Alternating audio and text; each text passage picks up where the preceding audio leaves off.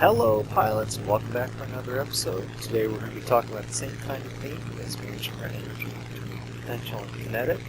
We're going to use some practical examples. The first couple we're going to be doing are offensive maneuvers. Alright, so the first one I want to show you is what happens when you overshoot. So we're coming into an offensive position here. Going back to the overshoot. Do some trade. Some altitude from our airspeed. Nose over. And then come back and try to do that again. We're going to overshoot. Pull up. Trade an airspeed, some altitude. Nose over.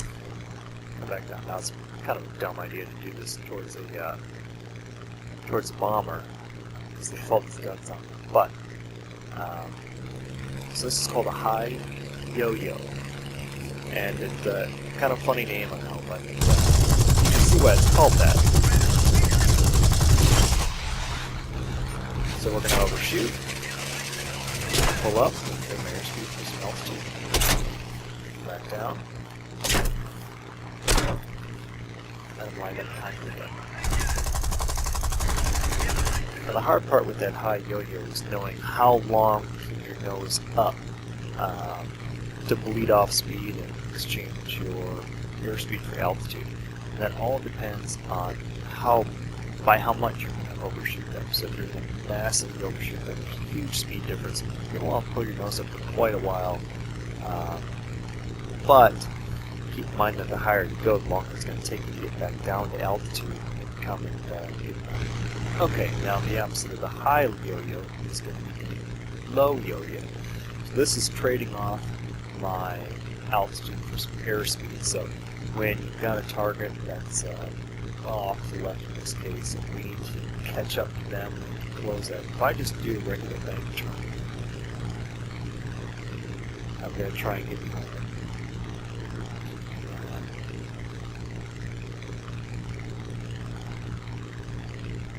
Because they're bombers, I don't have too much of a problem, but if you've ever played against fighters, it's not worked well, so I'm kind of far out here. It's taking me a while to get in. Alright, well that wasn't too great. Let's see what else we can do. Okay, so I didn't like that very much. And that wasn't a low yo-yo, that was just me doing a general bank turn. I spent way too much time kind of getting shot up. So this time what I'm going to do is I'm going to try to do the same thing, but I'm going to trade off some altitude.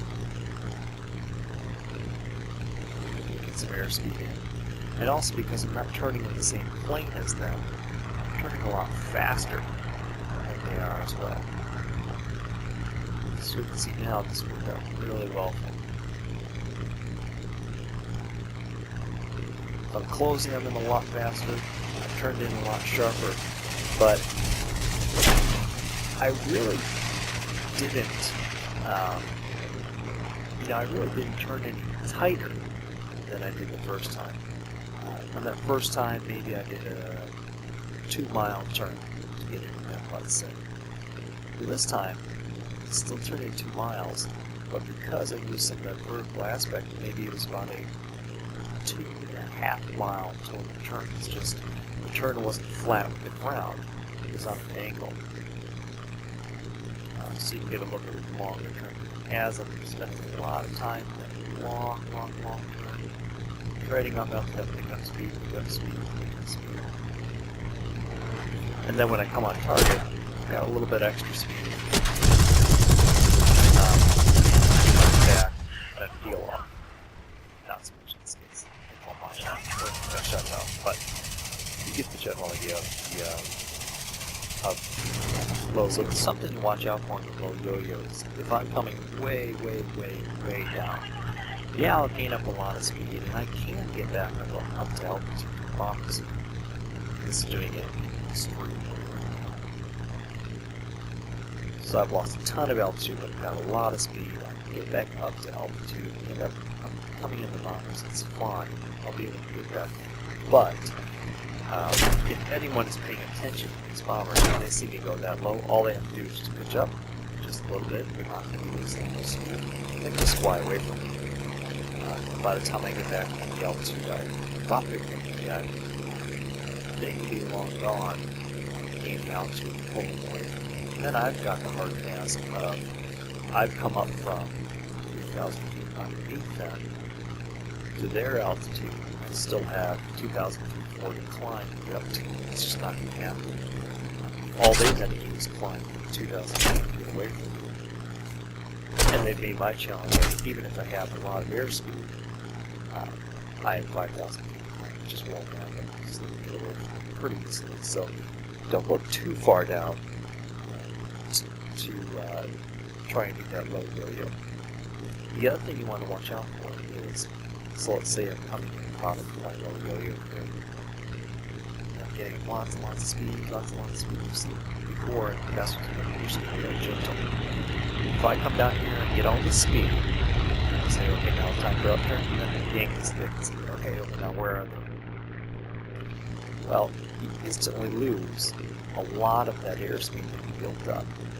The rate at which you lose airspeed for these really high turns is a lot higher than if you're just being gentle. So if you lead off airspeed way too fast and jerk the stick like that, try and get up, back up to altitude, or zero out, not even close to them at all. I'm moving around that gear, partially, but partially because I'm trying to really take and lost all my airspeed. So now, what do we do that for? Now you're at the same altitude. I can't slow your road. And spending way too much time back here, especially for these bombers. Okay, so then the last thing we need to talk about with offensive movement is, oh well, I keep doing these high yo-yos or keep doing these low yo-yos, and they don't work because a lot of my high yo-yo and the plane is now doing something else. So what's the point of doing that? Well, that's the problem. People aren't going to fly in a straight line like these bombers are. You keep an eye on them while you're maneuvering. It's pretty hard to do in War Thunder sometimes. So if I'm going to say, I'm coming out low yo-yo, if you was a fighter, I'd be looking at it to make sure that you didn't notice me. And I'm just holding down the C key here.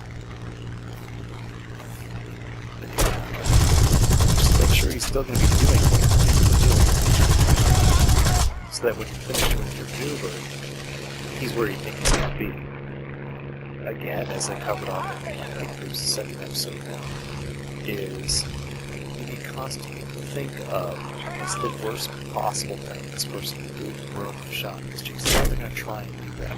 Now sometimes when we're playing who really aren't that aware of what's going on, they'll be flying straight. Or they'll see you coming, but they're saying, okay, well I'll just go back and I'll run. Okay, the first thing you should do is low yo-yo, get up some speed.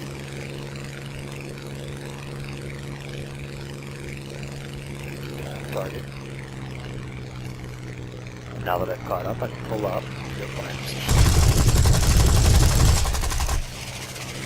And if I can I can go back down to the lower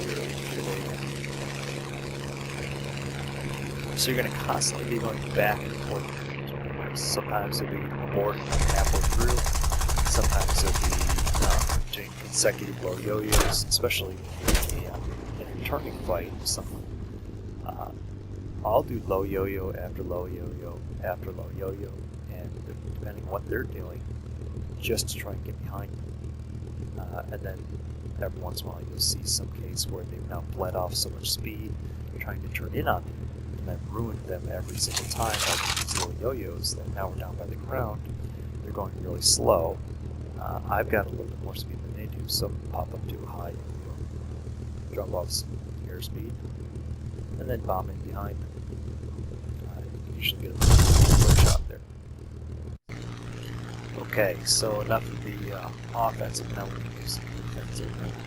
You'll find yourself on the defensive end of things quite a few times. So we're going to try to leave bombers alone, try to attract these fighters over here. And that's kind of the first defensive thing I want to show you is this was called an engagement chart. So I don't want to lose a lot of my advantage. Now he was coming in behind me, and what I did was I turned towards him. And that's kind of what the solution that I want is. I don't want to just keep flying in a straight line right or any of his friends.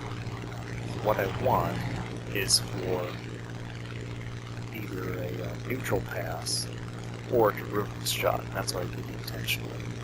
You can try to come in on me. That's fine. I just need to keep an eye on him or any of his friends and try to ruin this shot. So that was the reason why I turned towards him, because I didn't want him to have one shot. I just kind of reason. Okay, so something to point out is that engaging turn. It's not the hardest turn I can pull in this airplane because I'm trying to keep my energy, I'm trying to keep my potential energy, so I'm trying not to lose a lot of altitude. I can lose a little bit, because certainly losing a little bit of altitude to turn a little sharper than I normally could in a flat level turn is okay. But I want to keep as much altitude as I can, as much speed as I can. That's why I don't drop down too low. And why I then don't want to pull and stick too hard either, just to leave that off. So, past engaging turns, then obviously the hard turns. And these are high G turns. They're somewhat of an emergency. The goal is to get away from,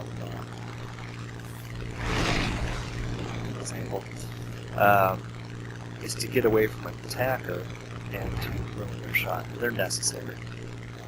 Because every once in a while you'll have someone who has the shot that need to do that to get away.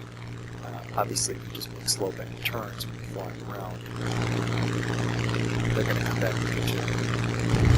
Obviously, no right bang like that.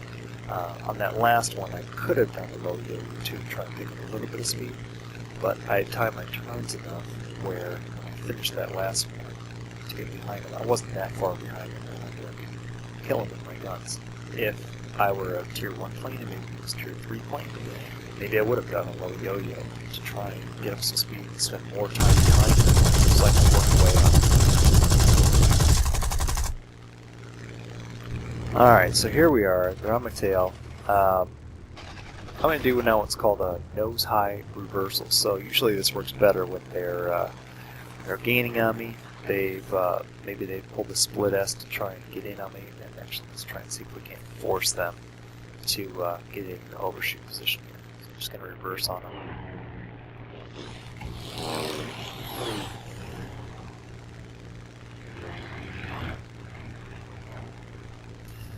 And all I'm going to do is when I see that they're coming in way too fast, and they're probably not going to have time to do a high yo-yo, I'm going to nose up, immediately back over, and then nose back down again.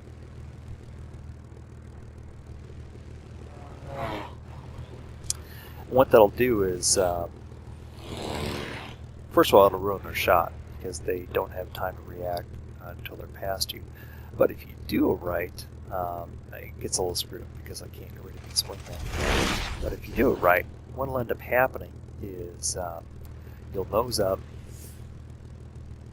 nose over, nose back down, and then there they are. So I've traded my airspeed for altitude very quickly, and then got it right back. And I'm just going in the vertical plane right here. That's it. Now this is what I could try to do, but he's got too much speed where I can't really turn around with him, and he can do things like go vertical on me, and there's nothing I can do if I'm a slower plane. So that's the nose-high reversal. Now, what happens when I just can't get away, where they haven't screwed up, and all the situational awareness in the world isn't going to help me? They've lined up behind me perfectly. They're not going to overshoot. They've got enough airspeed to catch me. They're sufficient distance behind me, like say now, where there's not a lot of maneuver I can do. So there's one thing called a diving spiral you can do.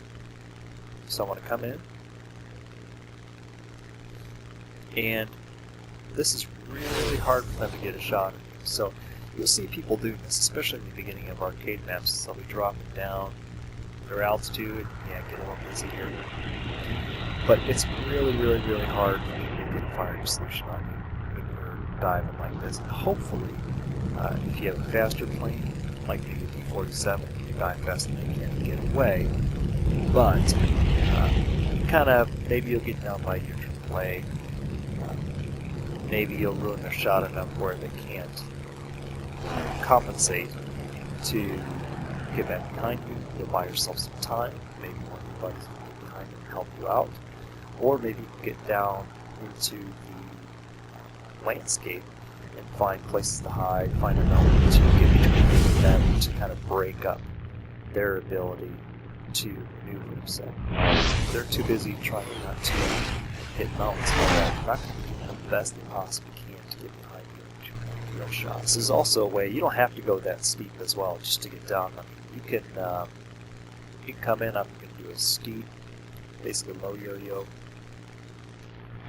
See if you can get behind this. Low yo-yo, and then I'll be continuing on a little bit, and then another low yo-yo.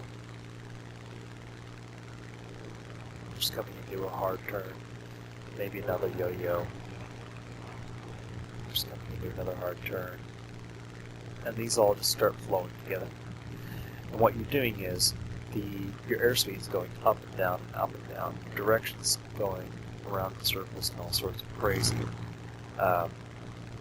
His ability to get a shot on you is becoming more and more and more difficult as he tries to chase you through there. He doesn't know what you're going to be. He's knowing you can drop down, pick up a little airspeed, come back up, hard turn, lead off that airspeed. Low yo-yo again, picks him up again. And you don't need to be hiding for this. I'm doing the exact same thing, all under maybe 300 feet. And you would be surprised how hard it is to shoot someone who's doing this, all while not hitting the trees yourself, and trying to get lined up behind them, and match their airspeed so you don't overshoot them, and keep an eye out for other people who might be coming and trying to shoot you. It's a good defensive maneuver. It's probably one of the ones that doesn't seem like it would work as well as it does. Okay, so then we're into disengagement techniques. So if my goal is to get away from this person, what I want to do is try and make the direction I'm flying at least a 90-degree angle away from him. So I want to be going in exactly the opposite direction as this person is going, to make it more expensive for them to turn and get a hold of me as far as is concerned. So right now I'm flying away, so the best thing I could do is just keep flying. But what we do here is come around.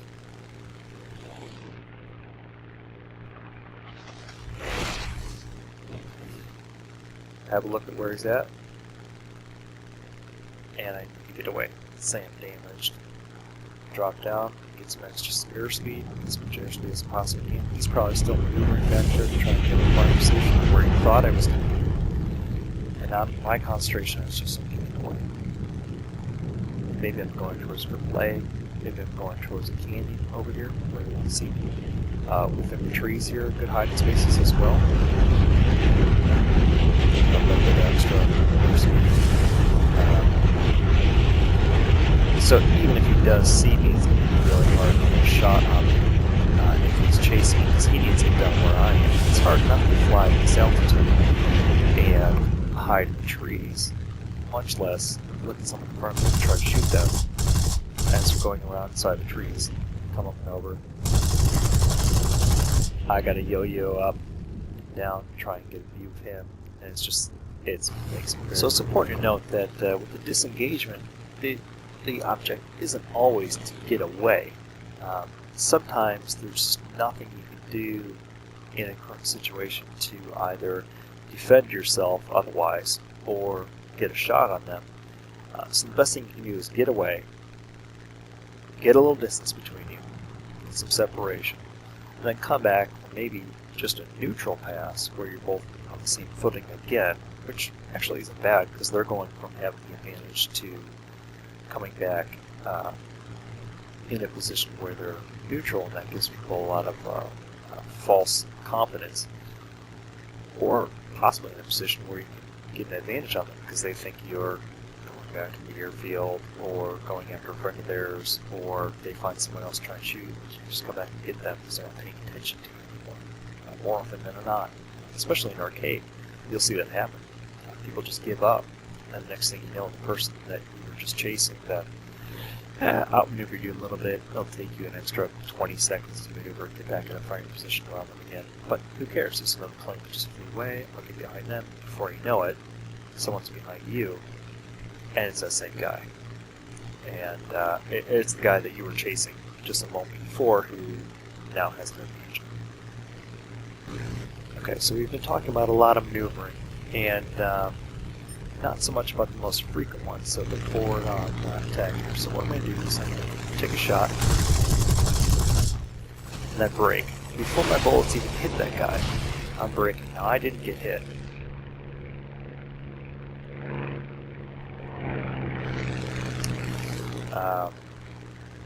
But we were able to take out at least one of them in that shot. Every once in a while I get lucky with a bullet through the cockpit, but with what we're trying to do here is get some shots into the target and break. Like I've said before, nobody wins in these occasions. The object is not to lose. So I could try to put a couple bolts into it, but you want to break long before you're getting hit by their fire. This is one of the main purposes of my frustration with arcade is listening to people complain about ramming. You ram me.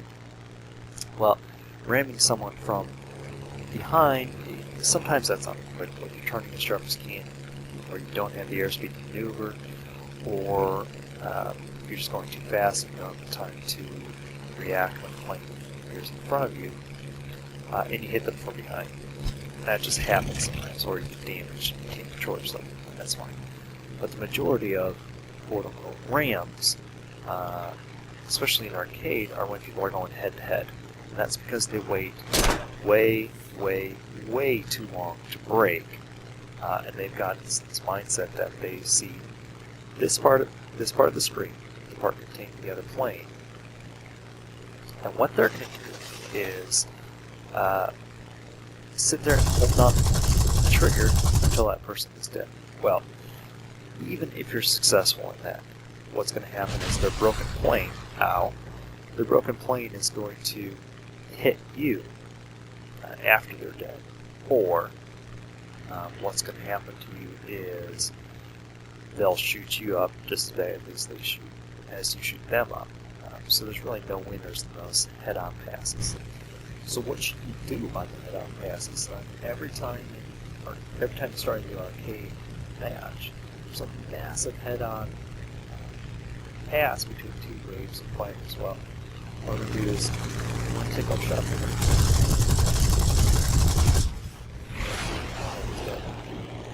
and you see I started shooting a little bit before the target indicator shows up, because I kind of know where the bullets are going to go. Maybe that's just something I'm used to. But we killed him before he could kill us, because I didn't wait until I saw the bullets hitting him to turn. Fired some bullets.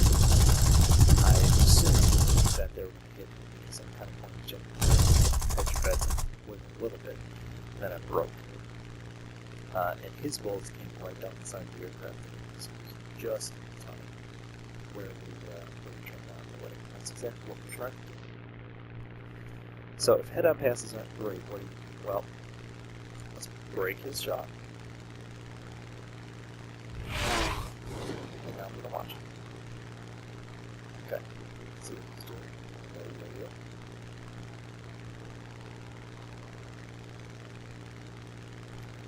Back up.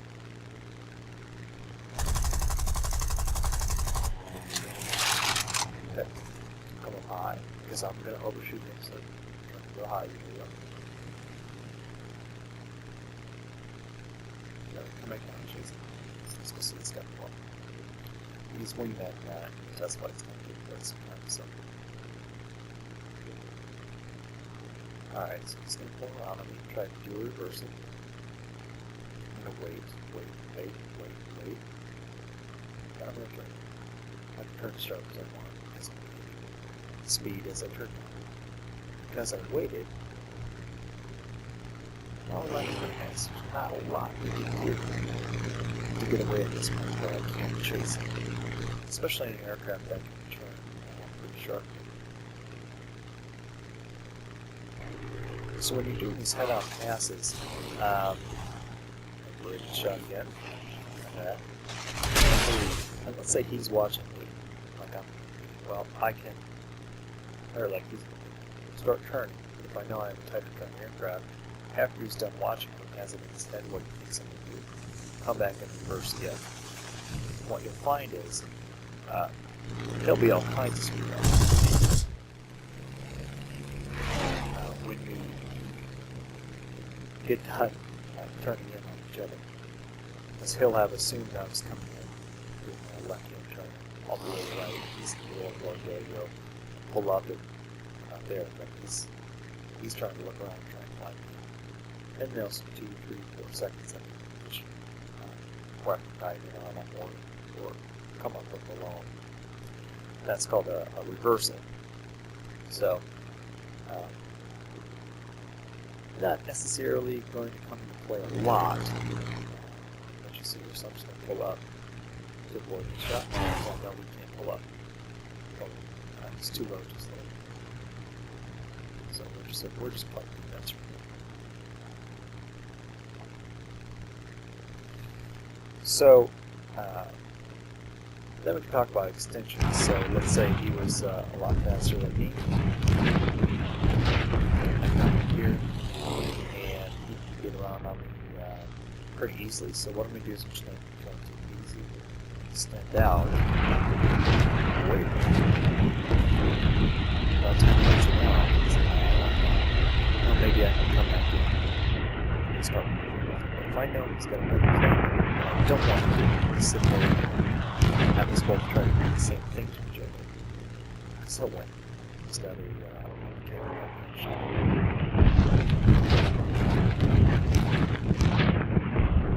alright, let's talk about scissors here. So what I just did there was we ended up in a horizontal scissor surface like he's pushing.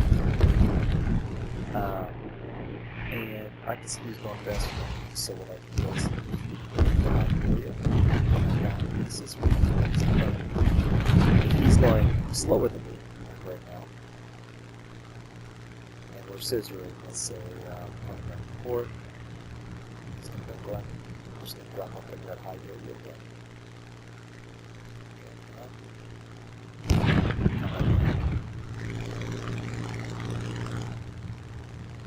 I'll let you try. Alright, well that's pretty much it for this time. That's a lot to learn. You're welcome to watch that a couple times to try and get an idea of what we've been talking about, but really it just takes time. And it's interesting because you say, okay, when I watch television, the way television works is it flashes a new picture on the screen, 30 to, let's say, 30 to 35 times per second. That gives the illusion that it's a moving picture of an plane. Your computer monitor is at 60 or 75 times a second, so that's a lot more imagery. It gives a little bit more smooth picture, let's say. But it's hard to pick out. So if you were to say, okay, I'm going to replace one of those 60 frames with a picture of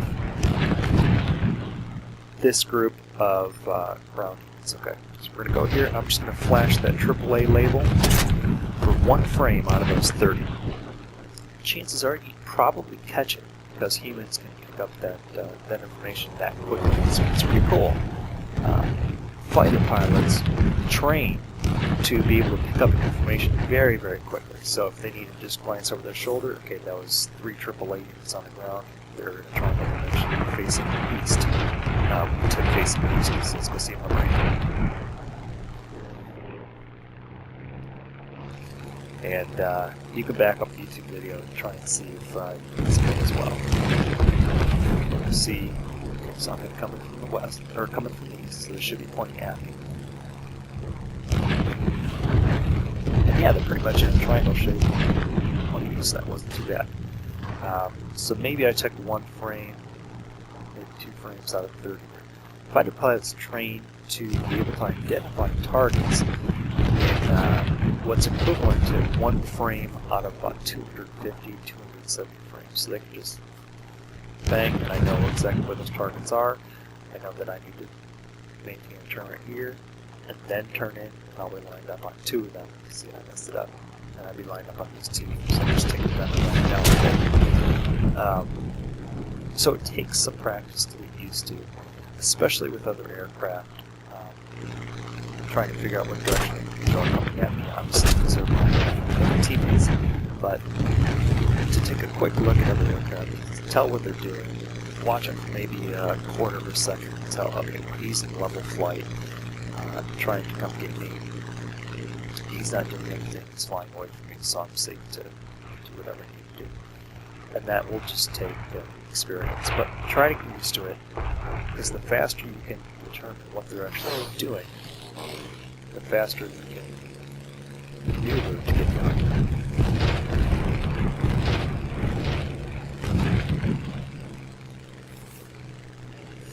But I won't brake. High go.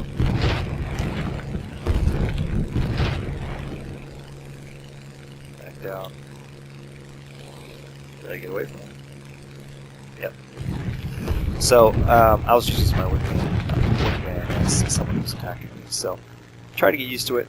Try to make your decision quick, but spend enough time to tell what you're looking at, because the worst thing you can do is guess wrong and you're maneuvering yourself into the side of the mountain because you're not paying attention, because you're looking too long at something else, or someone's turning in on you and you make it very, very easy for them by leveling out and diving or something, where they'll have plenty of time to kill you. So that's it for this episode. If you like this series, please give it a like, please give it a subscribe. Go ahead and leave me a comment if I can explain anything in more detail. I'm certainly not a professional YouTuber, but I'm happy to revisit many topics that people want more information on. So I will see you next time. Thanks.